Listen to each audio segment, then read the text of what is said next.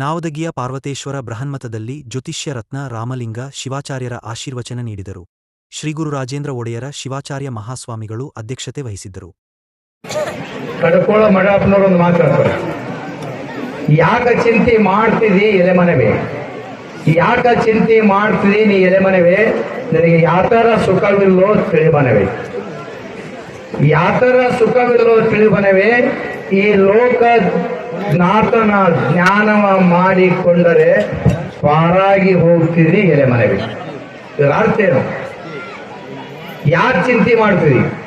ಯಾವಾಗ ಸಾಯ್ತಿದೋ ಗೊತ್ತಿಲ್ಲ, ಯಾವಾಗ ನಾವು ಎಷ್ಟಿರ್ತೀವೋ ಗೊತ್ತಿಲ್ಲ. ಚಿಂತೆ ಮಾಡಿ ಕೊರಗಿ ರೊಕ್ಕ ಮನೆಯೊಳಗಿಟ್ಟು ಎಲ್ಲಾ ತೊಂದರೆಗಳ ಮನೆಯೊಳಗಿಟ್ಟು ಸಾಯೋದಕ್ಕಿಂತ ರಾಜೇಂದ್ರ ಒಡೆಯರ ಶಿವಾಚಾರ್ಯ ಜ್ಞಾನ ಮಾಡಿ ಸತ್ಯ ಅಂದ್ರೆ ನಿನ್ನ ಮೋಕ್ಷ ಅಂತ ಹೇಳ್ತಾರೆ ಮಡಪ್ಪಂತೆ.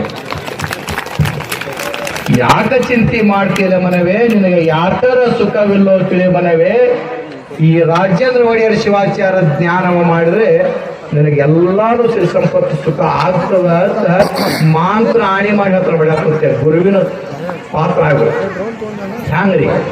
ಹ್ಯಾಂಗ್ ಗುರುವಿನ ಪಾತ್ರ ಆಗೋದು? ಹ್ಯಾಂಗ್ರಿ ಅದು ಬರೋದು? ಮಳಿ ಎಲ್ಲಿದ